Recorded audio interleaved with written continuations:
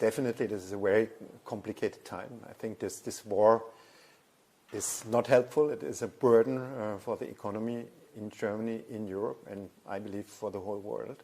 So it is dependent on how long this war might last, and I guess it's not this news when I'm saying, well, the best is that this war is over, and then the impact is limited.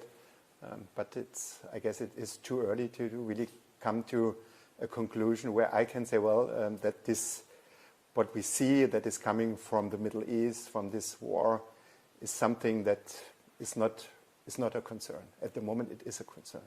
Yes, of course, and especially when we look at energy prices, it reminds me actually of the time when we saw the escalation of energy prices when the Russian did start to invade Ukraine, and we all know what it did to inflation. So what's your current take on inflation expectations? Well, I hear it in these days many times that there is that comparison between what we went through 4 years ago. I think the situation in 2022 in March was a little bit different. When I look back what the gas price did during that time, it was a higher jump. So there are some similarities, but I guess at this time it is a little bit more muted. It's still very severe, very complicated. So it is really pretty much dependent on the fact how long we will be in such an uncertain situation and really how long this war will last at the end. Yeah, the Vice President of the ECB, Luis de Guindos, you're very familiar with, of course, did just say that the recent developments which we're seeing on the markets, oil price, etc., might warrant a change in monetary policy.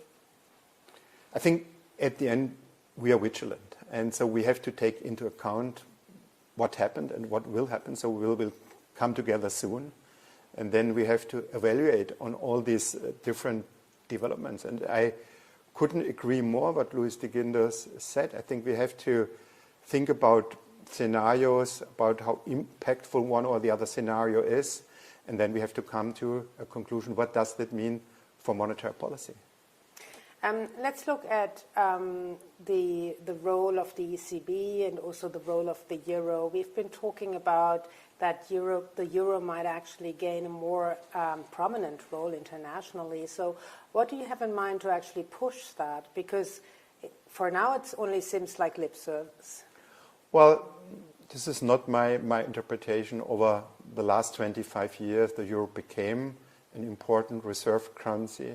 It has an important role in the world financial system. And I believe from an investor point of view, in these days, it's all about diversification.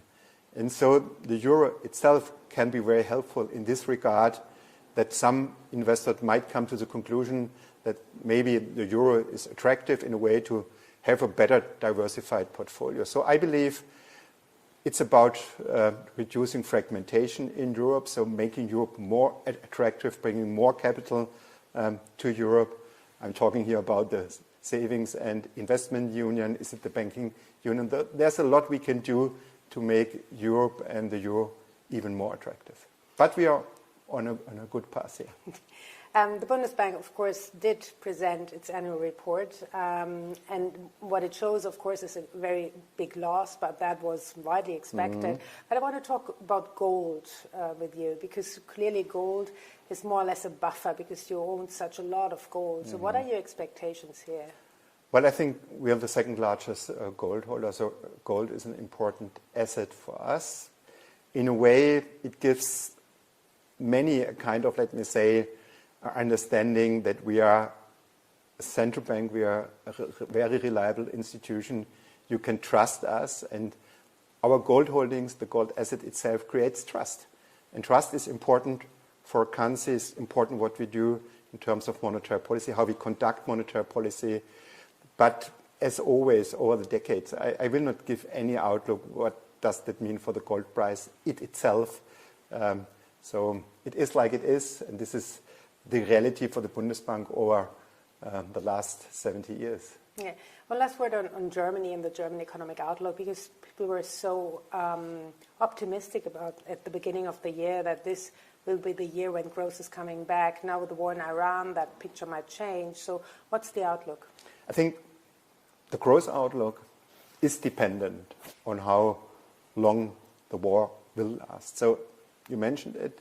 Yes, the outlook before the war was pretty favorable because we came out of many years with more or less no growth. Now we were in a situation by the beginning of this year where we saw on the Bundesbank side that economic growth will come close to 1%. Now we have to wait. What does that mean when we are maybe being confronted with a longer war? And so it looks like that if that hopefully might not materialize, there is still an outlook for this year and for the upcoming years that this outlook is much better compared to the previous years. And I still like to see a situation like this. So I'm really hopeful that at the end we will see higher growth rates in Germany.